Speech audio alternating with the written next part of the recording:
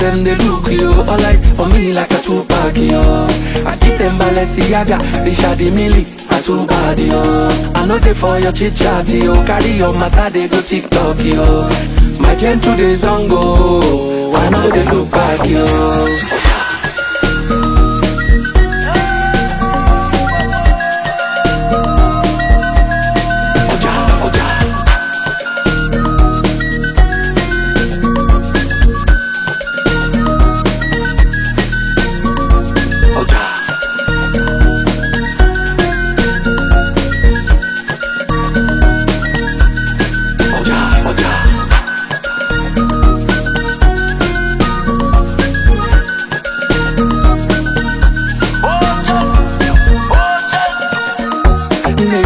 Commando, when I land, there you go see commando. I don't land, there you go see commando. When we land, there you go see commando. We don't land, I go.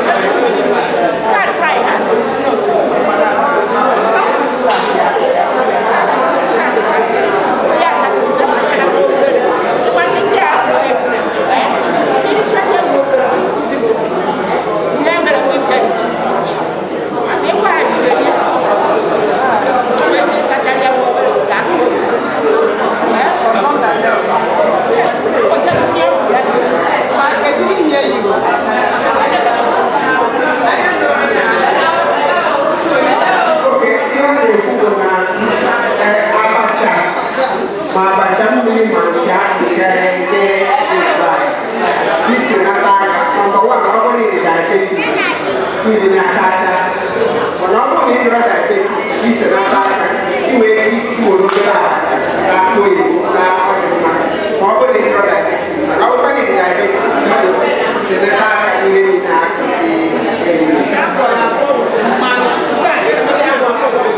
oh fu abacha ko na ni na te ke no ke ko ni ni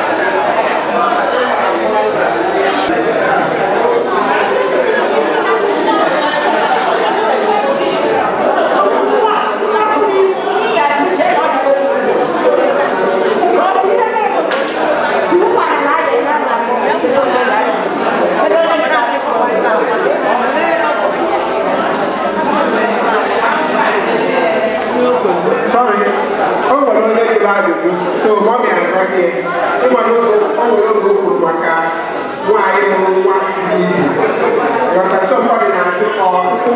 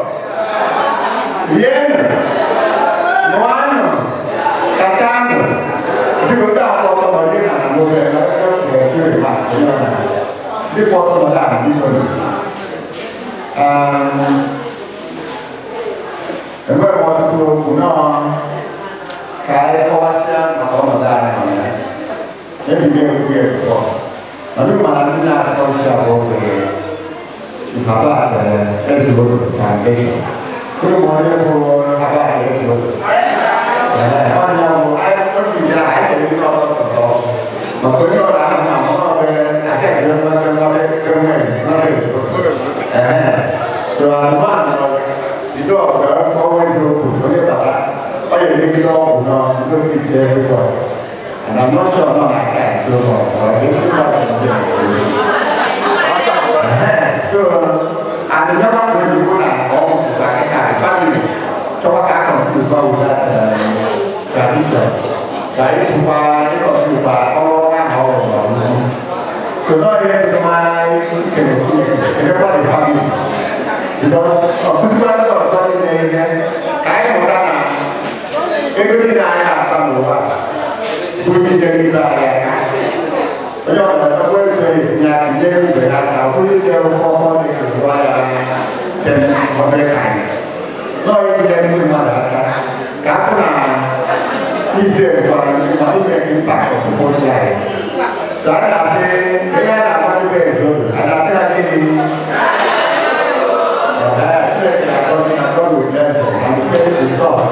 Mà cái tôi kêu tự nhiên nha, cái na thì mấy cái na thì cái tôi cái đó thì mà na phát triển.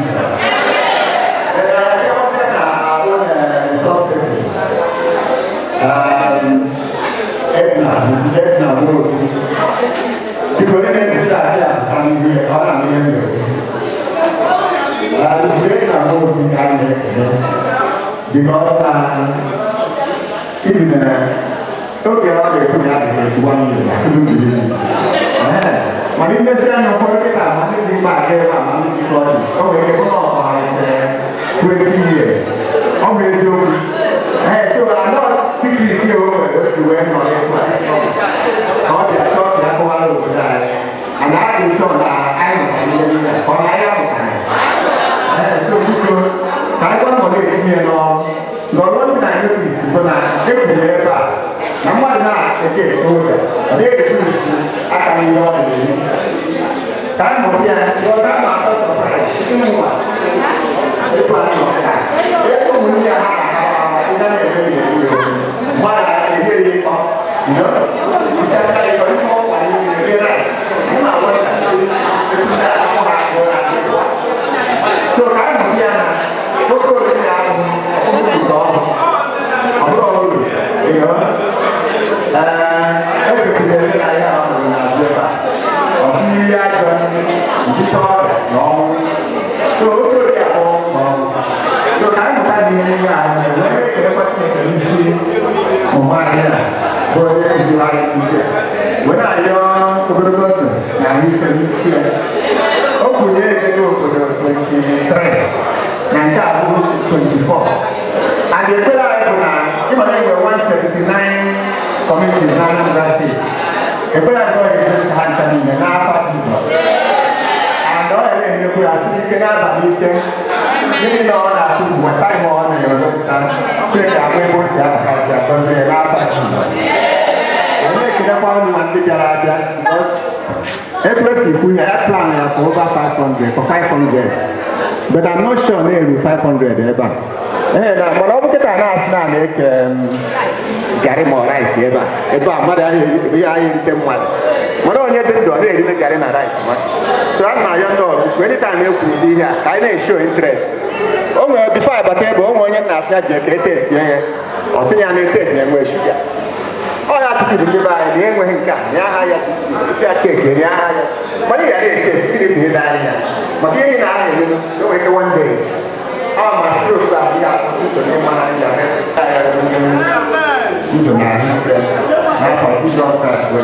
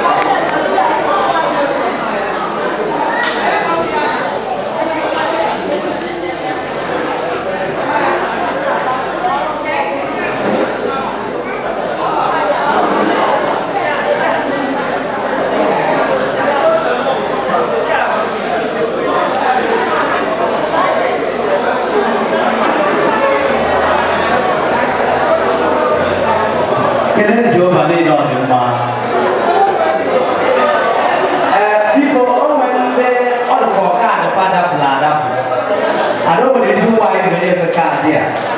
Oh, no, no, only say offense. Nyabia go with the card here. Nkiru Ugo.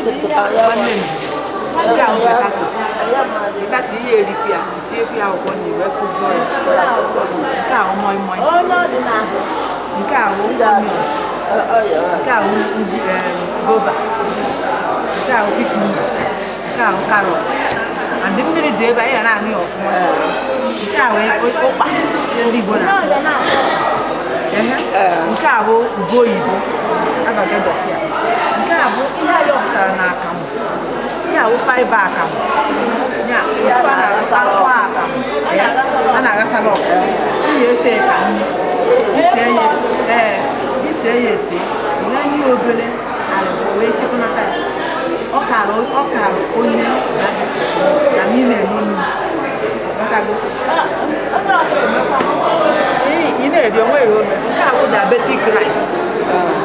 Diabetic rice. Ọ dị n'ahịa. Ọ ndị nwere diabetes na-eri rice. A na-esi obodo oyibo otu ọ na-adịkwa n'ala Igbo anyị. Enwere ụzọ ịma na rice nyekwa mana nke a bụ maka ndị diabetes shuga adịghị. Enwere starch nọ. Nke a bụ ọka. Nke a ya na-akpụ mmiri ojii. Otu ọ dị, ihe abacha ịtọsi wepụta ya. Ikwu na-ewepụzi n'azụ ya. Ịtọsi ike ọtụtụ ebe a. Ọtụtụ isi. Otu asacha ya ma isi ya nọ.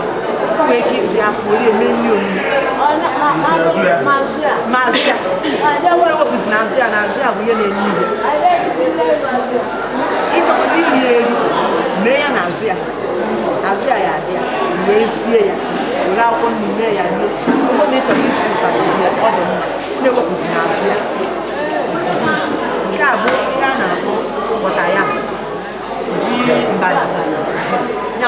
chara for onye diabetes.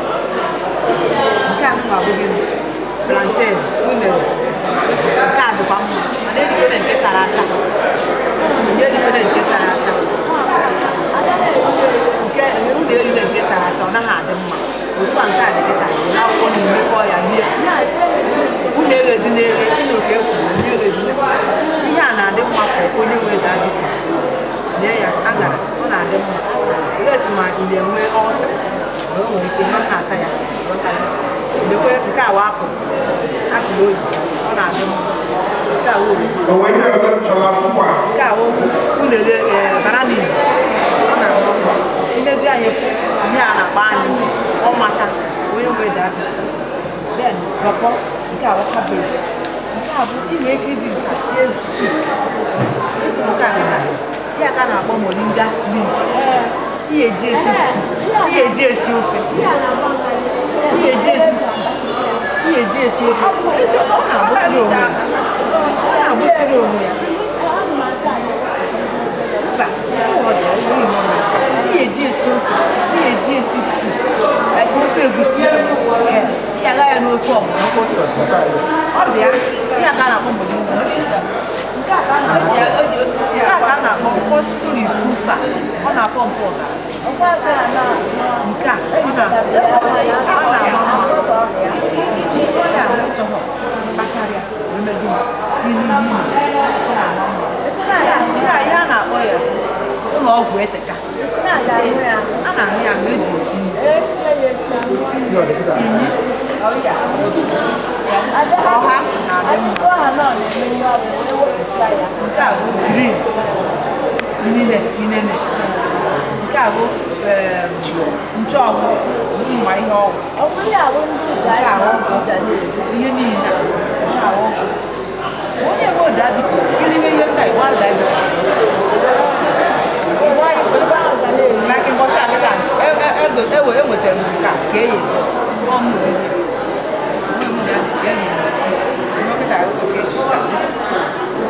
unere ojii a na-adị mma. Ihe niile abụ ihe ndị nwere diabetes oredi ga na-eri ị ga na-aka ya atọ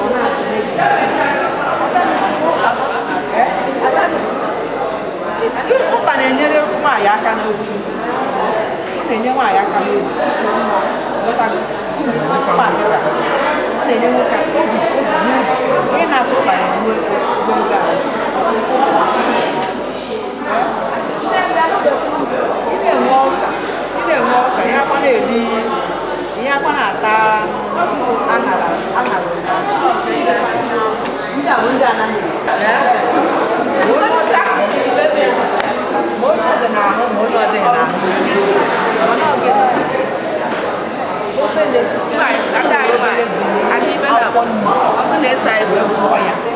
Akwụkwọ nri akarịa ji mmanya niile maka aka mmanya niile adịghị mma. Ọ dịka masị mọt na-enye staut na-enye staut akwụkwọ wọs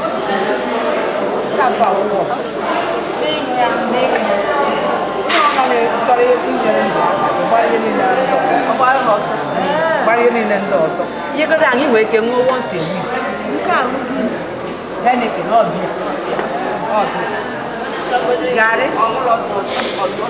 ihe eri garị nke a dị ọhịa yọpụta na aka nke a ka mụ nkịtị ọ fiber ihe niile mama chọrọ iweda ihe ahụ ihe ahụ tinye ofe nwere ahụ ofe si tinye garị tishu tinye ofe ile a dị na were ofe na akwụkwọ nri na mmụọ ya aka nke a ga-agbanwe asị mmadụ asị gị nke a ga-adị mma n'isere ọkwa asị onye na-arụkwa ihe a oruru nekwe nka ụkwa nwere shuga. Yes, ụkwa nwere shuga. So onye omeri that's why ị na-esi ụkwa na-eke sọ na onugbu dị enough ya na ndụ onugbu dị enough biskit oke ụtọ bịrịbịrị biskit nke a bụ rice anyị na-adị esi baa ya nke baa ya ịchọgodo isi ị nwere ike ịbọịlị ya nke mbụ wụpụ mmiri bọịlịkwa ya nke abụọ onye aka mmiri awụ mgbado onye mmiri mere ka ọka hapụ ya orie ọ ya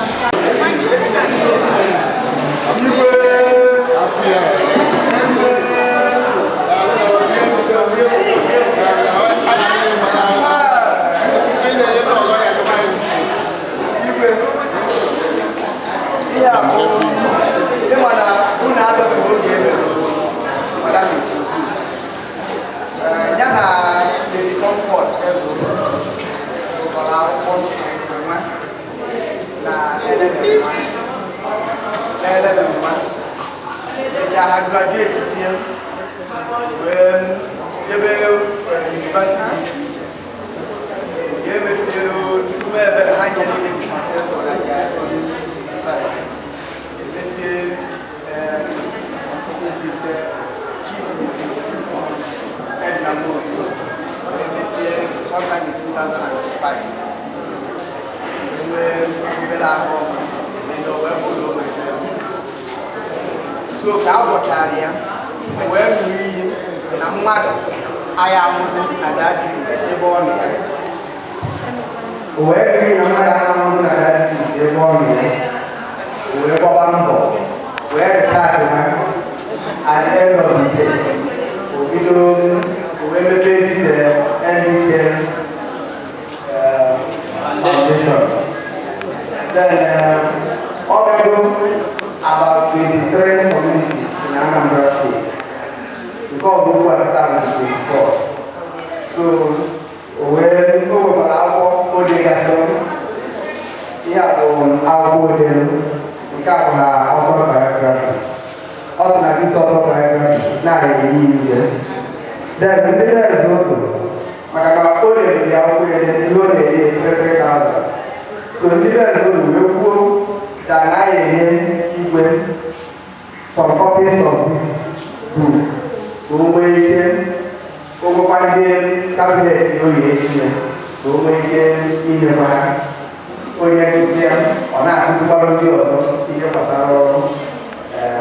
diabetes. Never go to this event in memory of Sahaba. Now you remember what one in Indian mother free. We go now in the funny and evolve on. I want to put that away from that. Evolve on the requirement. In that we do not have so today on behalf of Esmeralda's family. Did you? I have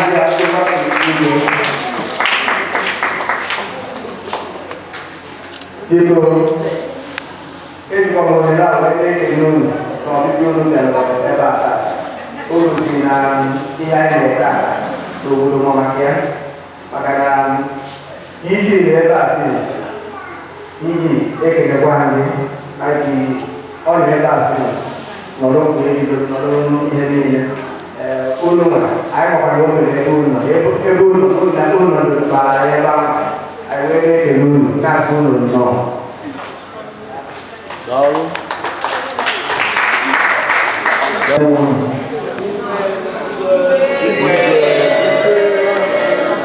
I'm going to go to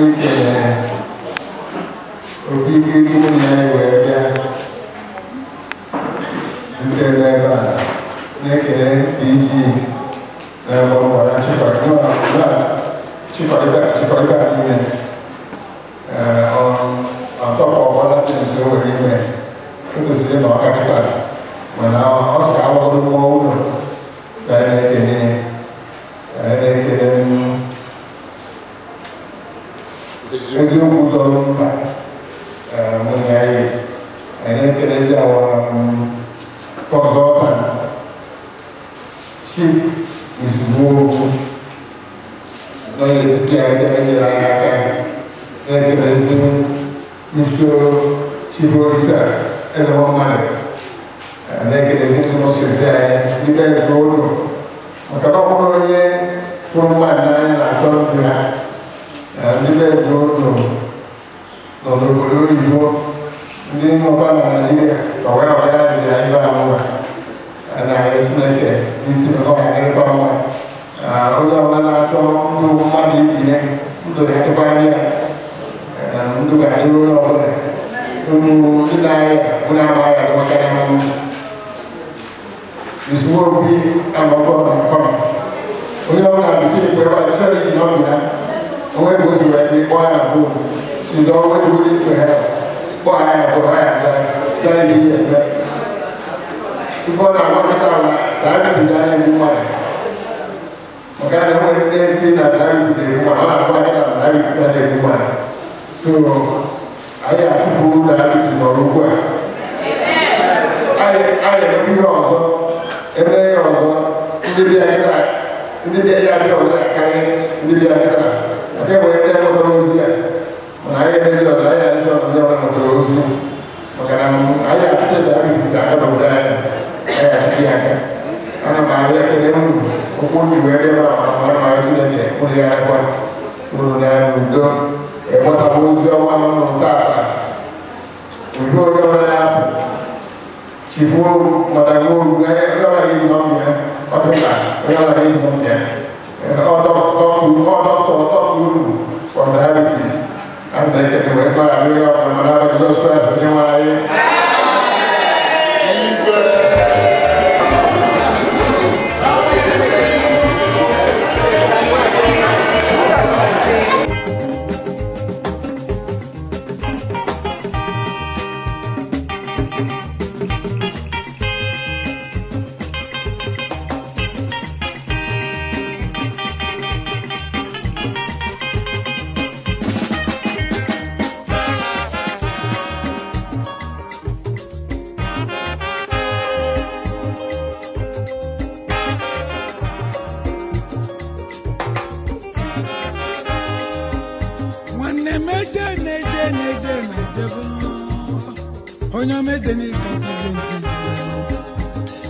Iluzie solunwa kuna bini Inata kwa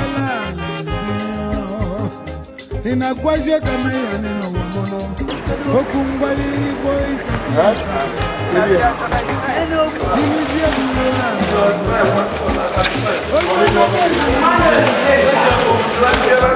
Okungwali boy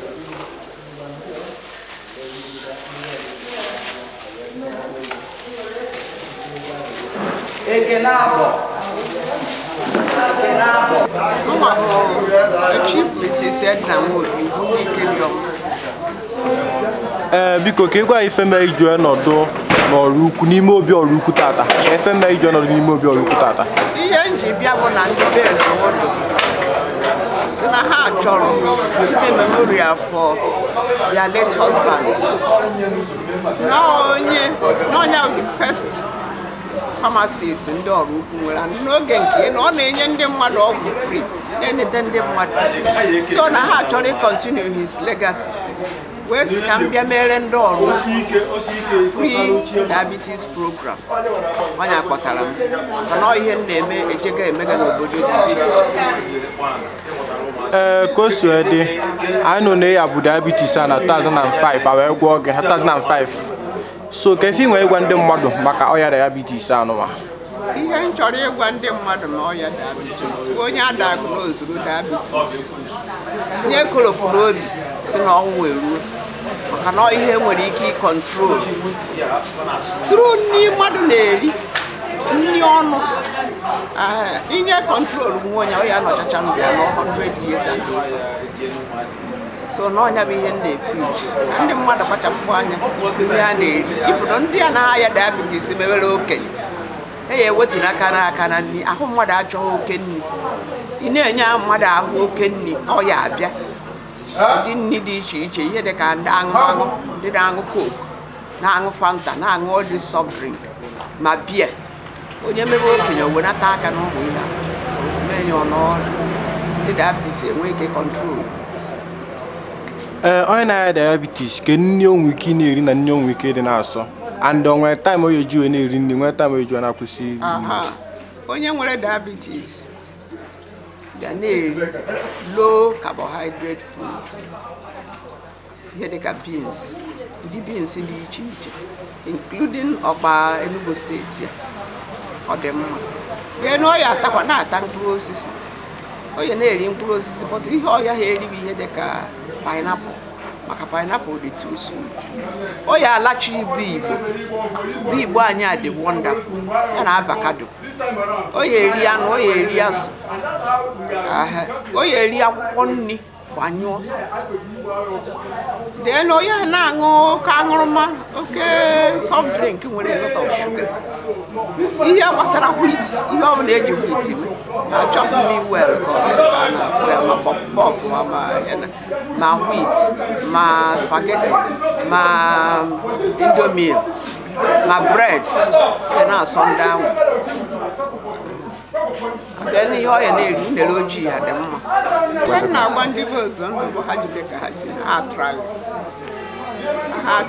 ha provide ihe niile emere taa ha wetara ego eji go ma strips ma nri ekere ha ma mmiri aṅụrụ ha ihe niile ọha kwụrụ ụgwọ so ana m ekene ha na because many people will gain today na ihe emere so anya ka m sị ka nkene ha chukwu gọzie ụmụ ndị be ezewodo na nne ha bụ Comfort Lady Comfort maka onye yọwara ụmụ ya ka ha mee ihe ụmụazị kwere so chukwu ya agọzi nye ha ndụ tinyere ha ndụ n'ogologo ndụ. Okay, Mom, thank you. From Bernard Yotisha. Okay, ka ịgwa efe mee ije nọdụ n'ime obi tata Ife nji wee nọdụ n'ime obi tata bụ ka abịara m ka na ndị obi ezigbo obiọma late Chief Sir Herbert Ezeodo bụ ezigbo mmadụ anyị nwere oso n'ezigbo mmadụ enwere n'ọrụ ukwu a abụrụzi m nwata n'ebe ọ nọ maka na nwoke a ji maka eme taa were enye ndị mmadụ free treatment before the war ilue na bie evri maka ọgụbesiri bie na ọnya bụ etu a na-asị na ọ bụrụ dọkịta mana pharmacist ọ nọ na-arụ ọrụ ka dọkịta ọzọ Igbo ndụ ka ọ bụ maka o nyere ndị mmadụ nnukwu aka n'ọrụ ukwu a ịbịagodo iji gị ego ọ ga-enye gị ọgwụ free ijide ego nwa obere ego ka ọ ga-anaghị ịchọta ọzọ ka ụmụ mmadụ so na that man Chief Herbert Ezeodo agụghị mana onye ilo ọ bụla ezigbo mmadụ ka ọ bụ so ya njikwuwe maka ya wee bịa tata bụ na ndị famili ya si ka eme ncheta ya o wee kpọọ ọrụ ukwu niile anyị wee nọ n'ime obi o wee nye anyị free treatment ndị ọbụla nwere nsogbu ọya shuga nke a na-akpọ diabetes onye ọbụla bụ ọgwụ na-akpa bụ na-anabi ya ma ebu ọgwụ ma ebu ọgaranya o metara ndị mmadụ mmadụ n'ọrụ ya nyekwe ndị mmadụ nri tụọ ndị mmadụ nri nke ụbọchị mana afọ m ihe m ga-ekwu ya karị nke m kwuru nsogbu okwu m ga-ekwudo ọkpụkpụ okwu mkpụrụ bụ na Chief-Herbert Ezeodo bụ ezigbo mmadụ o biri n'Enugu ka o biri nwa na onwe ndị Enugu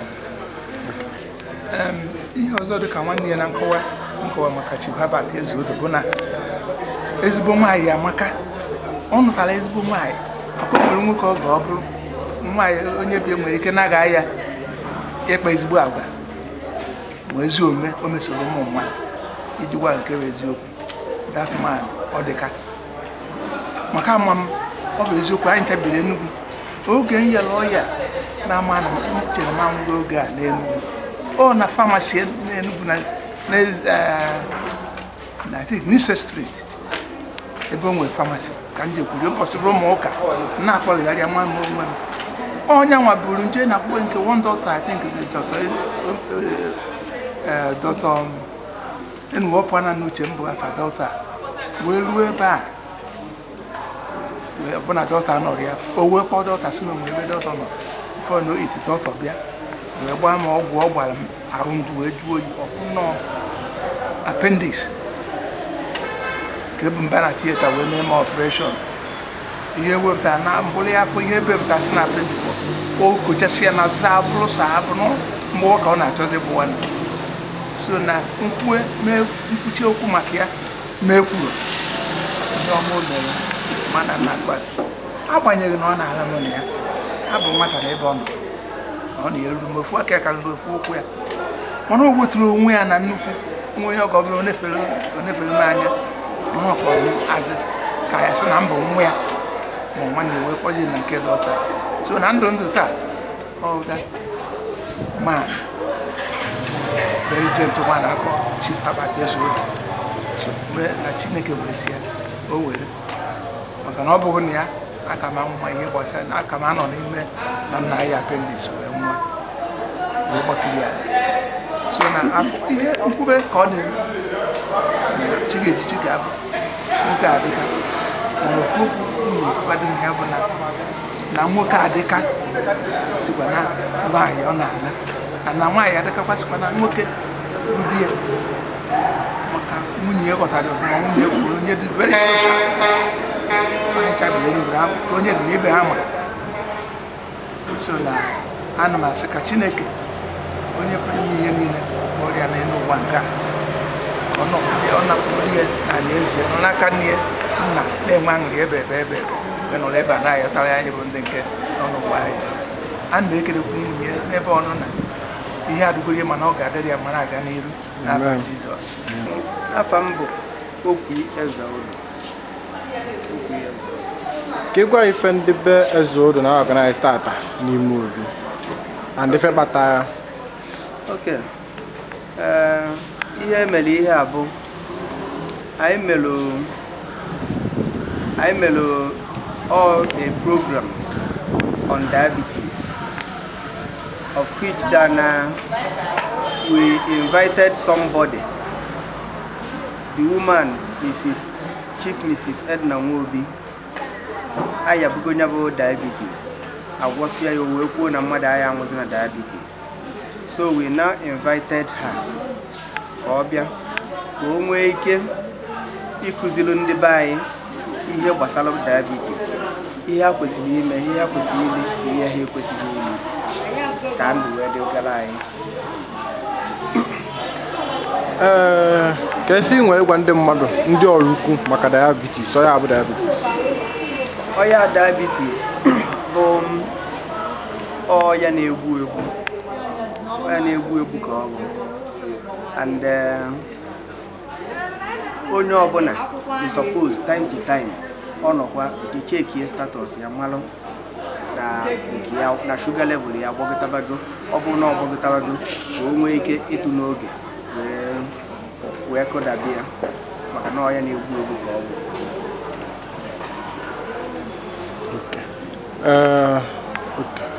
ife ị na-agwazi ndị mmadụ ndị honor your invitation tata maka ọ dịrọ mma ọ bụrụ mmadụ niile bịa ebe a taa ka ife na-agwazi ndị bịa.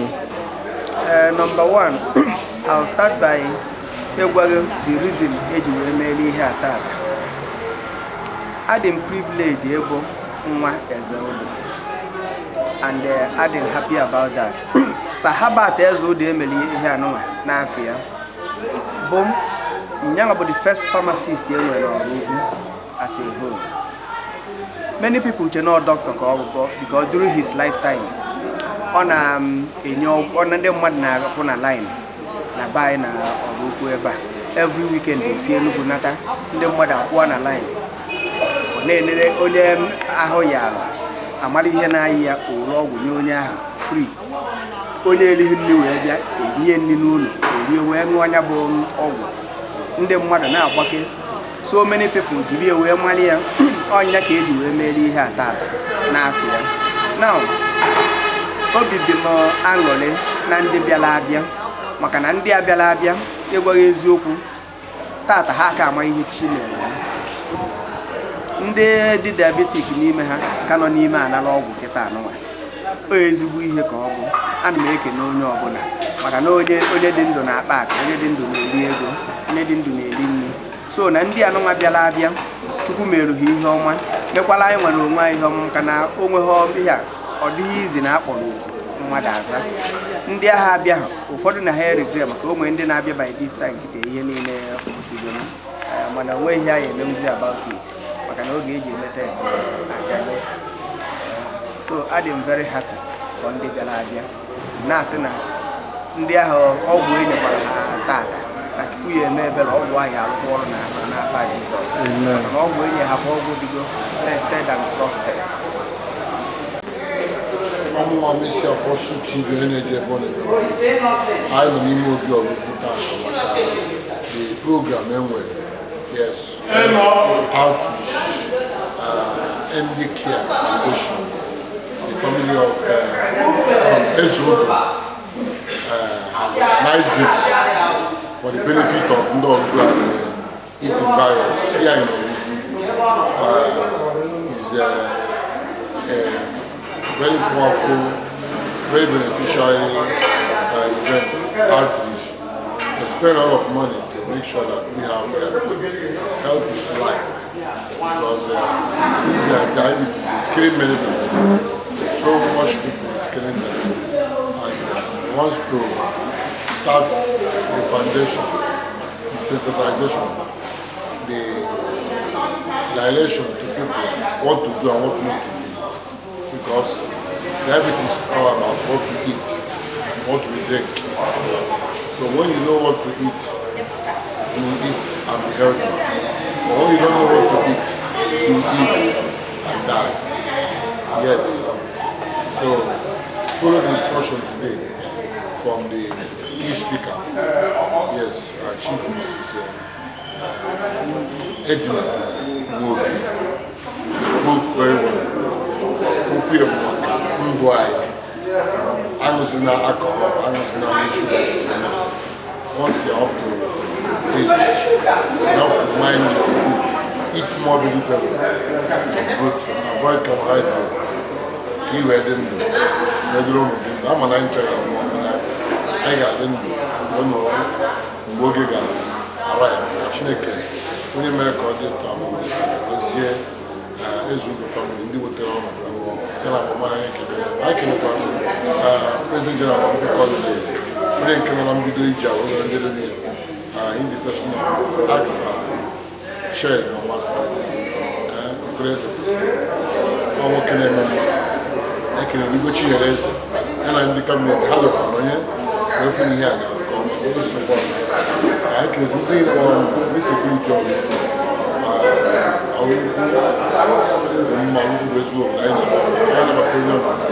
Messi Apostle TV ASP Amushume onye ntaakụkọ the MC and the DJ I see ihe dị ntụ a ihe achọrọ ba ihe ọmụ ya ka ndị be anyị nwee ndụ ọnụ taa aka ọmụ elu na ọmụ ka anyị tụrụ anyị aka bụ Messi Apostle TV born in a member. Among the this is lady comfort is going in very kind of taking a point and out. Being a member. Thank you.